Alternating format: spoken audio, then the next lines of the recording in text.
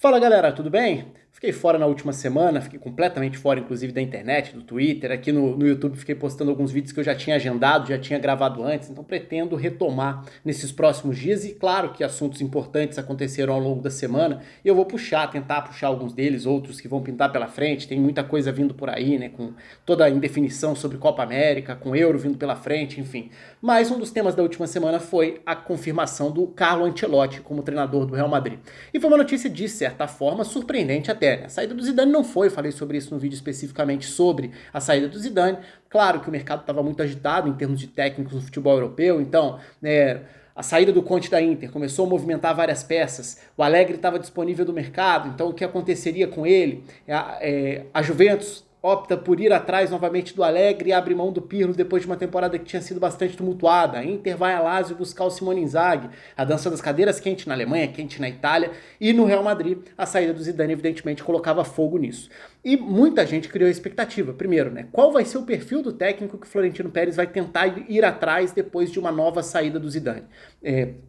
Poderia ir atrás de diferentes estilos, o nome do Conte era o mais natural dentro do mercado, pelo status, pela importância, e no fim das contas acaba sendo um nome de menor valorização no retrato atual, e aí eu acho que é fundamental a gente separar em duas partes a avaliação do Ancelotti. Uma é o tamanho do Ancelotti enquanto treinador, se a gente for olhar um dos principais treinadores de futebol europeu no atual século, um nome importantíssimo nas últimas 2 décadas. Uma outra avaliação é o nome dele não era dos mais valorizados, dos mais cotados, dos mais cobiçados no atual momento. Estava no Everton, tinha passado pelo Napoli antes do Napoli uma passagem sem sucesso pelo Bayern, uma passagem muito mais curta até do que o esperado pelo Bayern, quando ele chega também para uma missão extremamente complicada.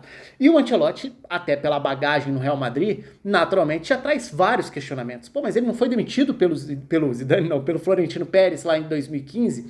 Pois é, e é um ponto de partida fundamental para a gente falar sobre, talvez, o que motivou a volta, em alguns aspectos, e talvez também sobre incoerências de um presidente que não segue exatamente uma linha, mas estabelece algumas prioridades. Por que eu tô falando disso? Várias vezes eu já falei aqui no canal, em outros lugares também, sobre como o Real Madrid do Ancelotti foi, para mim, possivelmente, o melhor futebol apresentado pelo Real Madrid se a gente fizer um recorte específico. E esse apresentado pelo Real Madrid, eu tô falando aí na última década, se a gente quiser fazer esse recorte. Olha que foi uma década e tanto, né? Porque teve um Real Madrid super vitorioso com o Zidane, teve o Real Madrid da retomada com o Mourinho e teve o Real Madrid do Ancelotti que consegue voltar a vencer a Liga dos Campeões depois de um jejum que era uma obsessão e que tumultuou tanto a década anterior do futebol no Real Madrid. Então, é claro que é difícil estabelecer um ranking de forças, porque são momentos diferentes, exigências diferentes, expectativas diferentes. Mas o trabalho do Ancelotti foi muito relevante no Real Madrid. E é claro que, naturalmente, o que se lembra dele imediatamente é o título da Champions de 2014.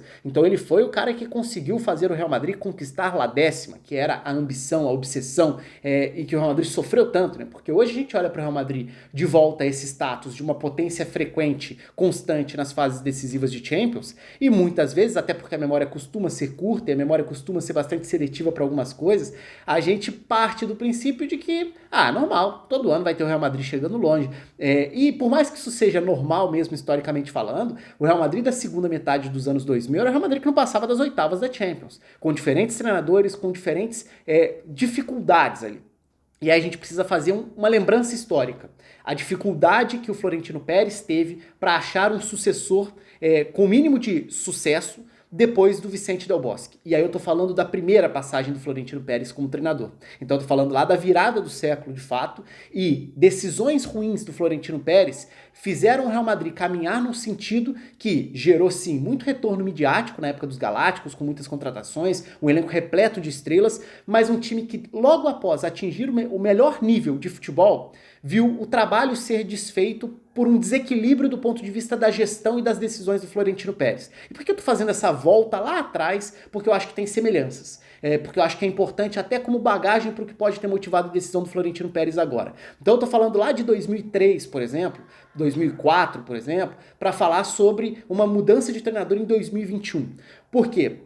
O Real Madrid atingiu um nível muito bom com o Vicente Del Bosque. O Real Madrid é campeão da Champions em 2002. O Real Madrid melhora até o nível coletivo, porque tem contratações relevantes, né, na sequência. Então era o Real Madrid, na época já tinha Roberto Carlos, Raul, Figo, Zidane. Isso aí eu tô falando do time da Champions de 2002, por exemplo. Depois chega o Ronaldo e aos poucos vão chegando mais contratações, principalmente do meio para frente, e decisões que são muito emblemáticas, negativas, de quando o negócio sai um pouco dos trilhos. A gente enxerga justamente nesse período. Abrir mão de um Makelele, abrir mão de um Vicente Del Bosque. Então, o desequilíbrio e a não valorização de algumas peças fundamentais fizeram o Real Madrid de uma capacidade enorme se perder. E o Florentino Pérez, na sequência, faz diversas e diferentes apostas, sem sucesso, nessa tentativa de achar um novo nome que pudesse justificar o fato de um Vicente Del Bosque, que tinha um trabalho muito bem feito, não ter continuado, não ter seguido no comando. E aí, voltando, né, fazendo esse avanço no tempo. Então é um vídeo que eu vou acabar pegando diferentes recortes nessa linha do tempo das últimas 2 décadas do Real Madrid. Feito essa lembrança do período histórico da primeira gestão do Florentino Pérez no Real Madrid e da dificuldade que foi achar um sucessor para o Vicente Del Bosque. Qual era uma das principais características do Vicente Del Bosque? Ser um grande gestor, conseguir deixar diversas estrelas confortáveis, fazer um time que jogasse de uma forma à vontade, ficasse à vontade para jogar, de uma maneira natural, ainda que não fosse o maior estrategista. O que é, em parte, não que seja igual, mas ser um grande gestor de elenco e entender os jogadores e se adaptar aos jogadores sendo muito flexível, essas são algumas das principais características do Ancelotti. E aí vamos pegar a chegada do Ancelotti no contexto da segunda gestão do Florentino Pérez. O Florentino Pérez reassume o Real Madrid. O Real Madrid teve esse período muito complicado que foi a segunda metade dos anos 2000. Então vem o Mourinho, na sequência de uma série de treinadores, vem o Mourinho para causar uma revolução. Então naquele período ali era o Real Madrid que precisava de uma revolução para voltar a ser competitivo. E consegue, o trabalho do Mourinho é um sucesso. Gera desgastes também, mas é um sucesso. Indiscutivelmente o Real Madrid subiu no mínimo um degrau em termos de qualidade de jogo, qualidade competitiva. E na sequência? Na sequência chega um Ancelotti. Um Ancelotti capaz de apaziguar um pouco o ambiente, entender que ali tinha muita qualidade, tinha um elenco que tinha sido bem construído, com contratações de peso, e que ainda dava para extrair demais daquilo ali, porque era um time que poderia ter sequência. E aí eu chego no que eu comentei antes, o grande momento do Real Madrid em termos de futebol, que não foi necessariamente no título de 2014 na Champions, embora tenha sido uma conquista fundamental. Para mim, o melhor momento de futebol do Real Madrid, do Ancelotti, é o que vem na sequência. O Real Madrid é campeão da Champions 2013 e 2014, mas o melhor futebol para mim do Real Madrid com o Ancelotti foi na primeira metade da temporada 2014 e 2015. Só que o que acontece nessa temporada? O Barcelona do Luis Enrique é campeão espanhol, o Barcelona do Luis Enrique é campeão da Champions, batendo a Juventus na final. Juventus que tinha eliminado o Real Madrid, do Ancelotti. Florentino Pérez, da forma mais objetiva possível, como já tinha feito outras vezes, né, até na gestão anterior dele, olha e fala, não ganhou campeonato? Não ganhou Champions? Tchau. E o trabalho do Ancelotti é interrompido de uma maneira, assim, muito questionável, porque era um trabalho que claramente tinha atingido um nível muito bom. Ah, mas não foi campeão. Ah, mas não conseguiu chegar ao principal objetivo, que era a Champions de novo. Não conseguiu ser campeão espanhol, embora tenha sido um ano de muitos gols. Foi até o ano dos 48 gols do Cristiano Ronaldo em La Liga. Foi um ano do Real Madrid com quase 120 gols no Campeonato Espanhol. Era um Real Madrid de um jeito de jogar muito interessante, com peças muito confortáveis. E aí tá muito da característica do Ancelotti. Ele fala sobre isso no livro dele, inclusive. Ele aborda muito esse lado de como as primeiras experiências dele na carreira, lá atrás, ele fala, por exemplo, do Zola como um grande símbolo da carreira dele em termos de não colocar as estruturas que ele pensa num primeiro momento à frente das características dos jogadores que ele tem nas mãos e se adaptar às características individuais para tentar extrair o máximo dentro do que vai montar para cada time. Então, o Ancelotti é um cara muito adaptável e essa flexibilidade para mim tem 2 lados que são igualmente importantes nessa escolha quando a gente vem para o terceiro momento dessa linha do tempo. Porque, como eu falei, teve lá a primeira passagem, primeira era de gestão do Florentino Pérez, a dificuldade de achar um sucessor para o Vicente Del Bosque. Veio a segunda era Florentino Pérez, uma revolução com o Mourinho, um Ancelotti que chega para apaziguar um vestiário conturbado e reencaminhar um time que tinha muito potencial dentro daquele elenco já construído. Aí vem na sequência uma outra decisão difícil, que era, ok, então se nesse pensamento extremamente, excessivamente objetivo de mandar embora o Ancelotti, o que fazer? A decisão foi péssima. E mais uma vez o Florentino Pérez se mostrou um cara com decisões questionáveis quando tentou arriscar um pouco. E a escolha, por exemplo, do Rafa Benítez não fazia o menor sentido, por característica, pelo momento de carreira do próprio Rafa Benítez, e ele acaba durando pouco, o que não chegou a ser uma surpresa. E aí o que foi surpresa foi o sucesso da forma como o Zidane assume e fica e constrói a história. E aí o Florentino Pérez acabou achando numa grande tentativa ali, foi um grande achado mesmo, um Zidane que foi capaz de usar muito das características do Florentino Pérez, como esse gestor de elenco, um apaziguador, um cara que entende a cabeça dos jogadores e que consegue gerir bem o que ele tinha nas mãos. E consegue aos poucos se desenvolver como treinador também. Falei mais sobre isso no vídeo dessa segunda saída como treinador do Zidane no Real Madrid. Então não estou reduzindo o Zidane a esse cara da gestão de grupo, mas acho que foi fundamental para entender como extrair daquele grupo. Ok, feito todo esse encaminhamento de diferentes momentos na história dessas 2 décadas do Real Madrid, a gente chega num outro momento, que é, de novo, o Florentino Pérez tinha uma decisão difícil a fazer. O que fazer no momento de achar um sucessor para um trabalho de sucesso, para um trabalho bem sucedido. E aí ele até tenta uma aposta que foi bastante válida, embora tenha durado pouco, que foi a do Lopetegui. Depois o Solari assume interinamente e ele recorre ao passado, tendo a possibilidade do Zidane voltar.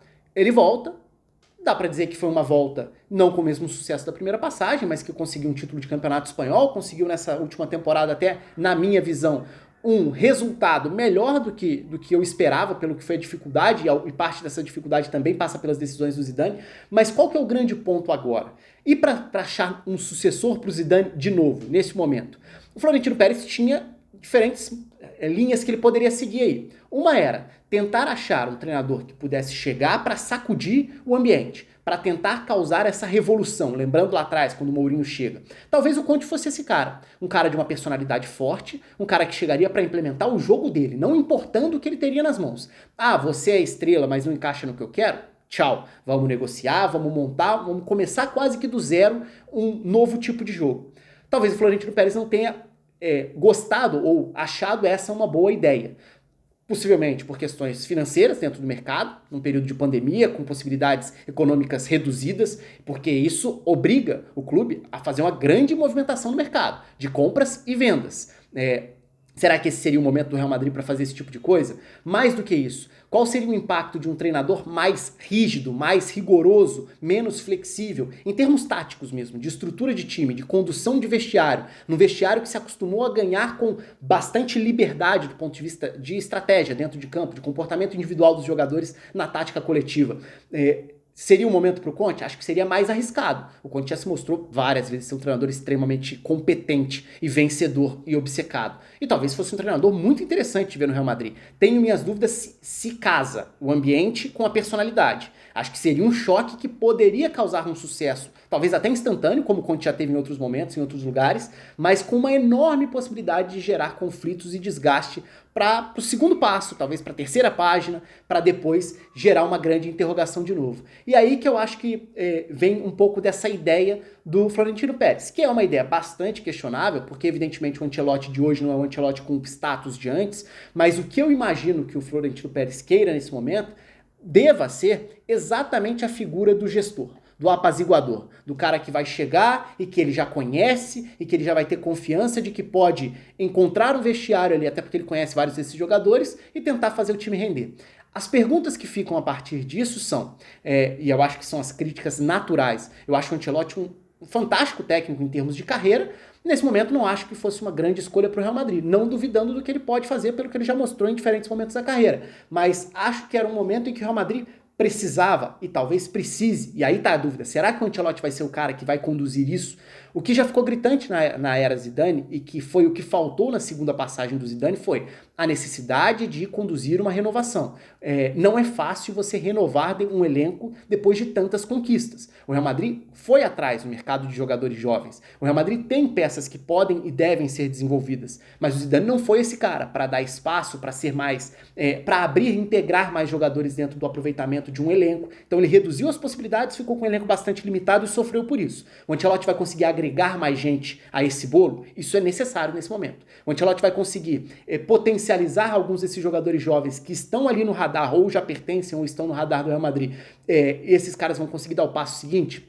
essa vai ser uma cobrança também. Então, na minha visão, acabou sendo meio que uma bola de segurança para o Florentino Pérez não comprar uma possível briga que poderia causar desgaste interno, em termos de personalidade do treinador. Ele poderia ir por uma outra linha, tentando achar um cara até de uma personalidade de menor conflito, mas também de um cara mais rígido do ponto de vista tático, mas ele parece seguir, do ponto de vista da personalidade, com um cara bem mais flexível, mais amigão, e também do ponto de vista tático, com um cara também flexível, mais disposto a entender o que ele vai ter nas mãos, de entender e conversar com os próprios jogadores e entender das estrelas. Como que você quer jogar? Como que você se sente mais à vontade em campo? E talvez passe muito por aí a escolha do Real Madrid. Acho questionável, do ponto de vista do Florentino Pérez, acho bastante compreensível, embora eu discuta se é a melhor opção para esse momento. Como eu já falei outras vezes, acho o Ancelotti um ótimo treinador, mas o histórico recente não é de um cara do nível que ele já teve antes. Vamos ver, vamos esperar para ver, o espaço está aberto aí para vocês. Achei uma escolha curiosa, no mínimo, e que me causou surpresa. Eu não imaginava o Ancelotti não, até pelo que tinha sido a passagem anterior, quando ele foi muito bem, não teve o trabalho reconhecido, muito pelo contrário, teve o trabalho interrompido numa temporada em que atingiu um nível coletivo excelente. Vamos ver se ele vai ficar preso ao Real Madrid da passagem anterior, dos anos anteriores, como o Zidane ficou de certa forma na segunda passagem, ou se ele está disposto a começar quase do zero, criar uma página em branco. A gente já viu algumas declarações, ele mesmo falando, e aí eu acho que faz parte da política dele também, de que ele não vai abrir mão imediatamente de ninguém, ele não vai descartar jogador, mesmo os jogadores que claramente estão muito abaixo do nível mínimo de exigência nessa última temporada. Ele falou, conto com todo mundo, não descarto ninguém. Eu acho que isso faz parte justamente dessa política do Ancelotti, paizão, amigão de todo mundo. Mas na prática, a gente vai precisar ver um Real Madrid recomeçando. É importante olhar para esse elenco quase como uma página em branco. Alguns ainda estão jogando muita bola, outros já não estão rendendo tanto. É hora de tomar certas decisões. Vamos ver se o Ancelotti vai ser o cara para conduzir esse processo, ainda que de uma forma mais discreta do que outros nomes fariam, como por exemplo o Conte, que eu sei que era o preferido de muita gente, olhando para o mercado e até para as redes sociais. O espaço está aberto aqui embaixo, se inscrevam aí, curtam o vídeo, um abraço, até a próxima.